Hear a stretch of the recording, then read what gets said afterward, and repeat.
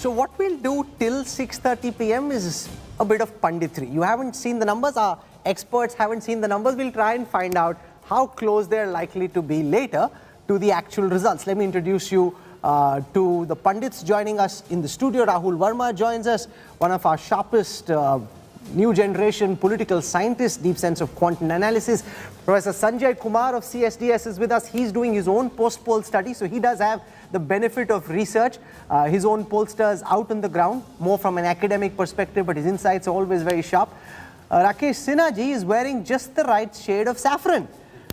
He's cheering for Yogi, cheering for the BJP, and he's joining us in the studio. To my left, I want to introduce our senior editor, Harmeet Shah Singh. He's usually on the desk, but insisted that he wanted to be out on the field in Punjab, which is what he did.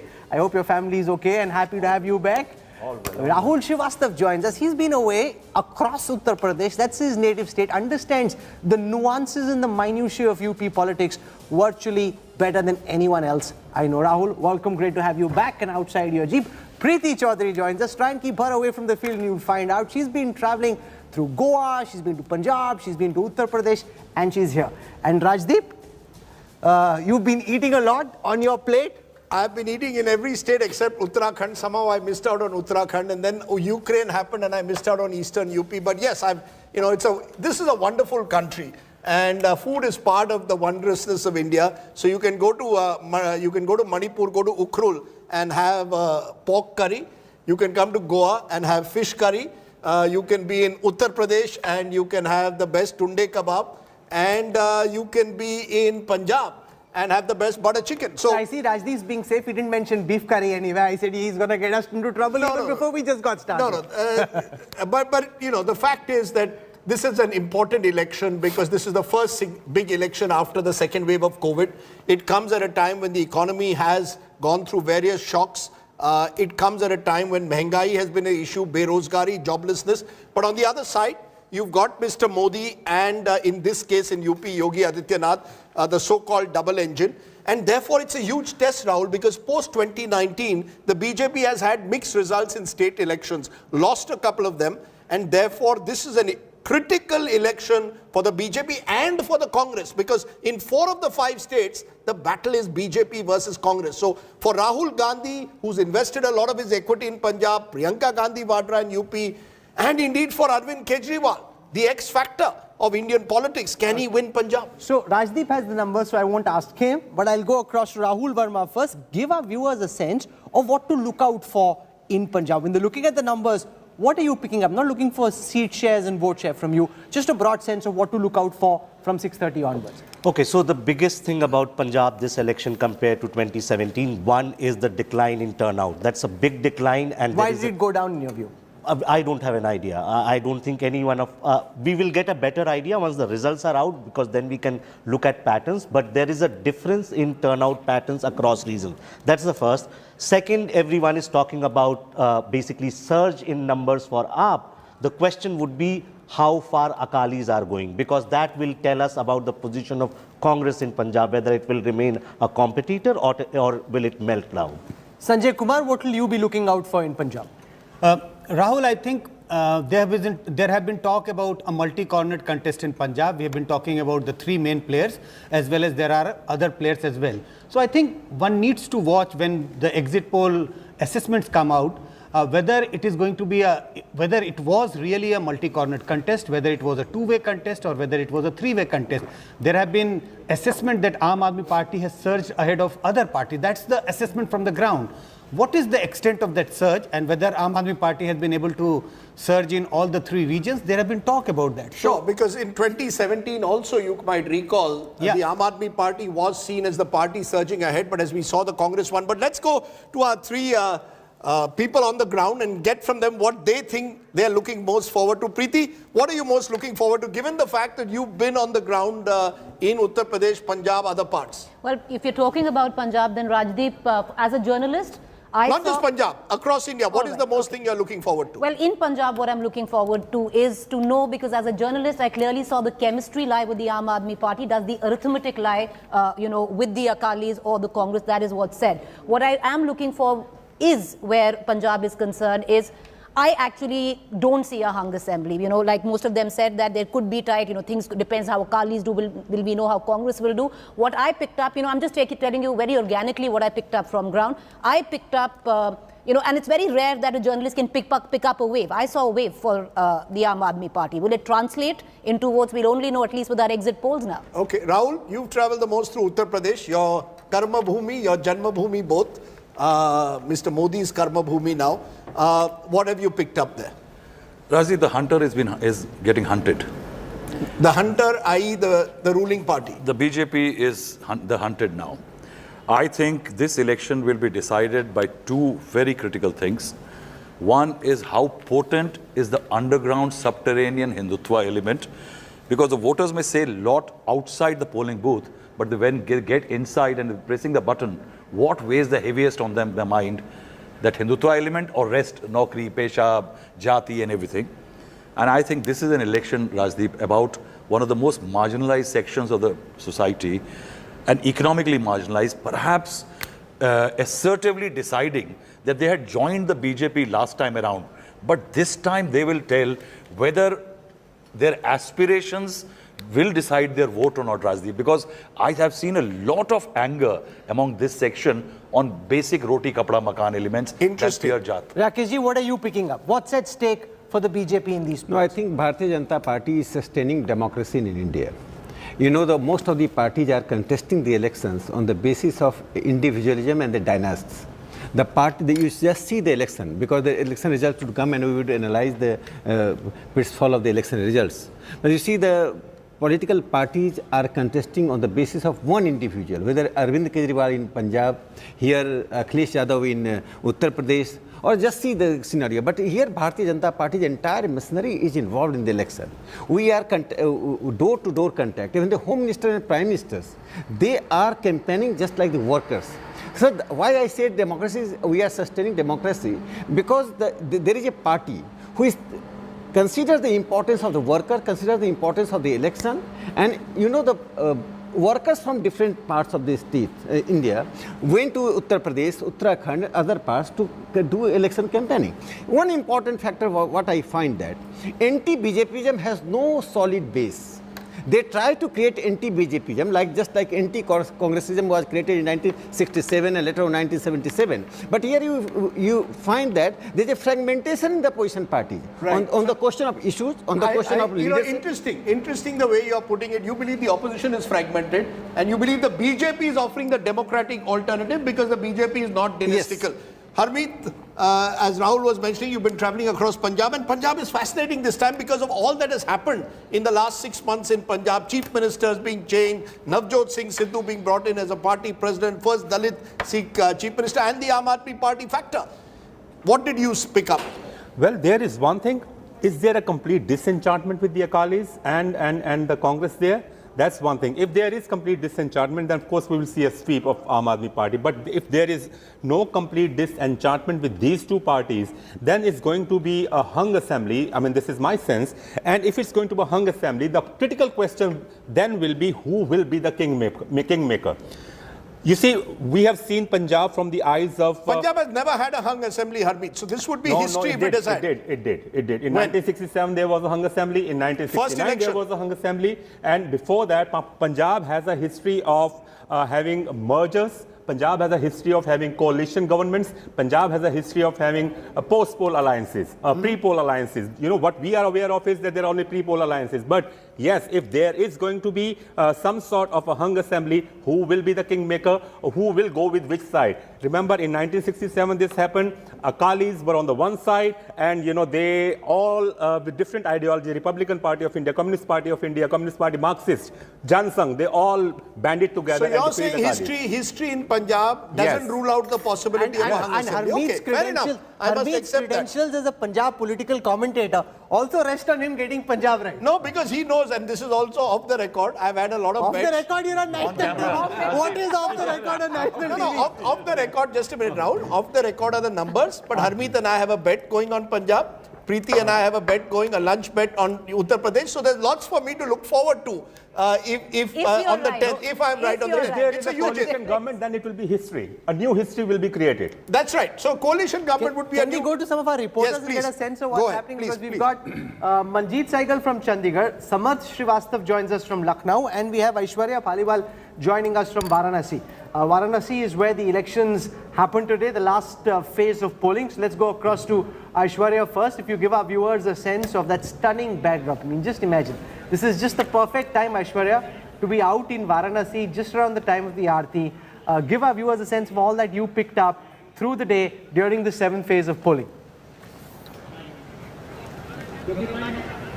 Yes, Rahul, you are right. You know, I am definitely enjoying the scene out here. The Aarti will begin in just a couple of minutes. But one thing which is very crucial, especially if we talk about Varanasi, you know, I have been to various polling booths. Rahul, everyone who's gone to vote has some issue or the other they want to vote on, they want to talk about. If we talk about the women, safety is their issue. If we talk to the farmers, they say the chutta bail, all the stray cattle is a big issue. The middle class people talk about their economic growth, the growth of Varanasi. So one thing which is very clear in the elections in Uttar Pradesh is that every voter who's going to the polling booth, he or she has some issue or the other. And, you know, one thing which we really now need to see is people have been very silent. We have been trying to speak with a lot of people. Some of them are very vocal, but a majority is the silent voter. They don't want to talk about it. And I think, Rahul, those are the voters which might be the deciding factor in this elections. Rahul. And the man for whom this is the biggest moment is really the Baba Bulldozer, Yogi Adityanath.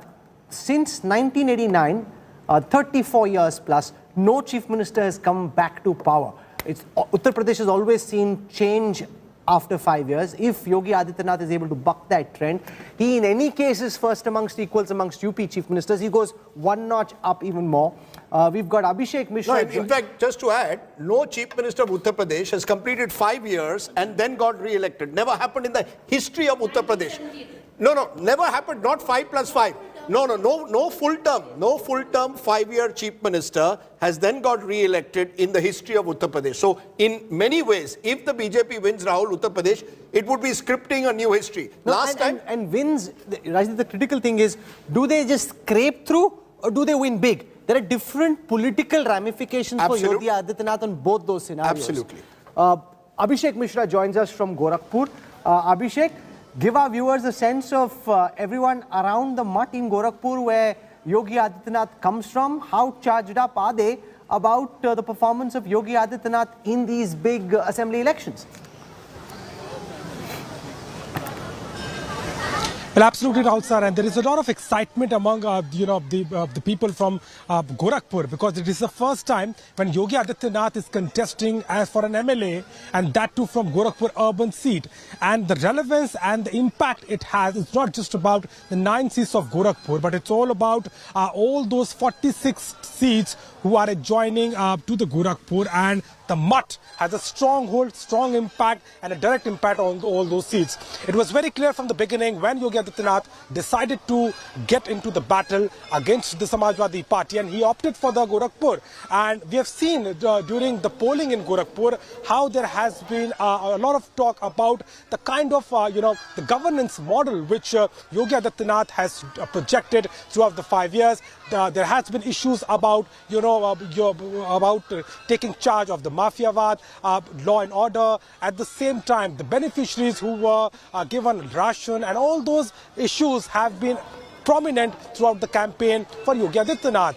And when we spoke to him in Ayodhya and in Gorakhpur, he was very confident about his victory. He said that the BJP is going to get 300 plus. That was the number he was giving. And he said that there has been a change as far as the issues are concerned, and the BJP has successfully able to address all those issues in past 5 years. But majorly, the BJP's assessment is more conservative than Yogi Adityanath's assessment. If you speak to those who Yogi Adityanath is speaking to on a daily basis, he's insisting, Rajdeep, the 300 plus. In Delhi, the central leadership thinks 250 plus, but Yogi Adityanath himself is saying, I've done my maths, I know each of these seats, I think it's 300 plus. It's very interesting that Uttar Pradesh has gone through phases. 6 months ago, everyone thought this was let's put it this way, in the aftermath of COVID, and people thought that the BJP had a struggle. as you came closer to the election announcement, people thought, who's the opposition? Where is the opposition that's going to come to the BJP? BJP will win. Then in the last 10 days, I've suddenly been seeing a lot of editorial comment, which seems to suggest it's a tight race and maybe Akhilesh wins. I myself wrote a piece 2 weeks ago suggesting BJP will win and got into trouble. I didn't say BJP will win, but said they had a clear lead. So my sense is that Uttar Pradesh has, as you've gone from west to east, there has been a change in the mood. In the west, it appeared Samajwadi Party. Then as you go into the east, things change. So we don't know which way UP goes. And therefore, I think, as you say, there are conflicting versions. The BJP doesn't seem as confident as Yogi Adityanath seems. And Akhilesh seems very confident. Akhilesh seems very confident. But can I just say this? When the BJP projects confidence, Rakesh ji, is usually when they think that things aren't necessarily very good and they're trying to pump up everyone.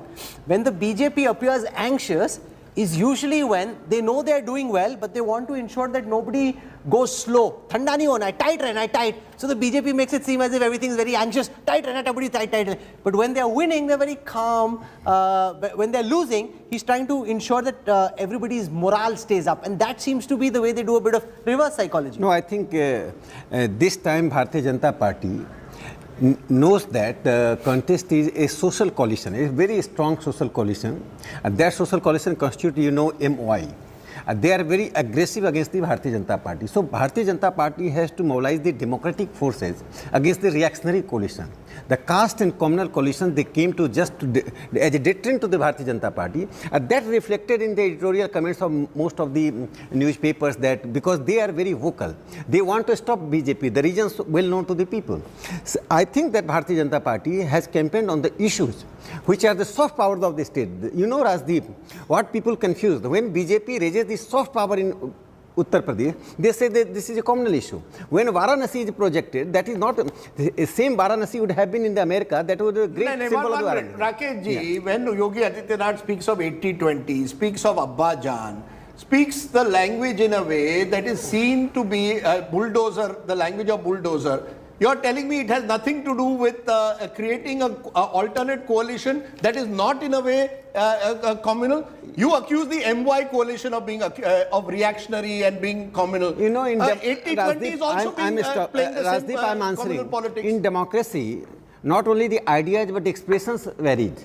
You can't say the same expressions, same language, and Abba Jan is nothing wrong. If says तुम्हारा अगर मान लीजिए मैं भाषण देता हूँ और कहता हूँ तुम्हारा बाप, कोई कहता है तुम्हारा अब्बा जान, तो how do you say that this is attack on a particular community? No. अब्बा जान या कोई इंग्लिश में कहे your father, then I say that it is attack on the Christians. No, it is not at all. Okay, it is expression of Yogi Adityanath ji, and he is a very democratic, secular person. And if people don't like the saffron clad, that let's get a sense from Manjeet Saigal in Chandigarh about the mood in Punjab. The election was so far back that everybody's been on holidays or they've been to some kind of a detox ashram. And now, Manjeet, give our viewers a sense of the political pulse in Punjab right ahead of the big India Today Access My India exit poll. Well, Rahul, the people of Punjab were expecting two things in 2022 assembly elections. One, Aam Aadmi Party had appealed people to vote for a change. Then Congress was facing a 5-year-long anti-incumbency.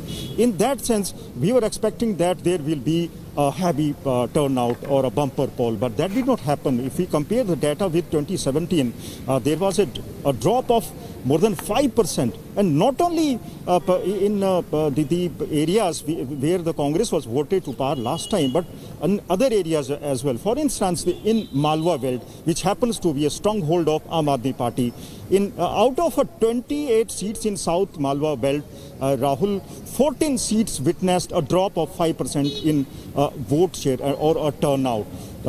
Aam Aadmi Party claimed that there was an undercurrent for the party, people were in support. Congress leaders claimed that if the voter turnout was not heavy, it means people were not angry with the Congress party and the anti-incumbency was missing. So these were the two factors, Rahul, people were expecting, but this did not happen. We spoke to many suffragists as well. They said, that's interesting that you put out the voter turnout, because normally you think vote for change, voter turnout will be high. It's impossible. Is that true? It's impossible to know whether high voter turnout... Yeah, I'm just wondering whether there is any correlation that only if you have a high voter turnout does that suggest a mood for change. Traditionally, that's how we saw psephology, that the more the numbers people came, it was a mood for change. Is that true or not true? Among many myths which gets created, that's also a myth. 30 years of data basically tells you increase or decrease in turnout has nothing to do with whether the government is coming back to power or not. And among other myths is one of the myths, silent voters, which also we keep discussing. So we keep creating these myths without having a lot of... No, politicians do. In Punjab, the day the voter turnout fell, those who were, because a number of us who went in the field were talking of Badlav and there's a possibility of Badlav. The moment the voter turnout went lower, politicians said, where is the Badlav? There cannot be Badlav if there's lower voter turnout. As far as silent voters is concerned, I'm giving just example. There's a certain caste or certain community which against the BJP traditionally.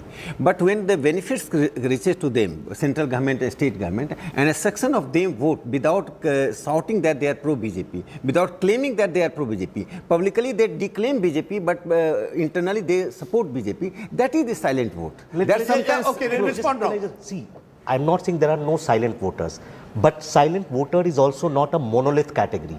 There are so many different types of silent voters that ultimately the net result cancel out. So if you think that silent voter, like if there is an increase in turnout, there is going to be a badlav. And if you think that there is a silent voter always going to vote out the government, that's not true. Okay. They also vote for the government, they also vote against it. So the net effect basically So we'll take a quick break, Rajdeep.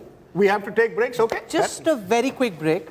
When we come back, we'll put out the first set of post-poll data. Remember, this is not an exit poll in the traditional sense. We're just standing outside a polling station randomly and trying to catch people as they come out. This is a very intense post-poll exercise conducted over days. Every single assembly constituency has been visited by the Axis pollsters. We'll get you the details of our first state on the other side of a very quick break. Stay with us.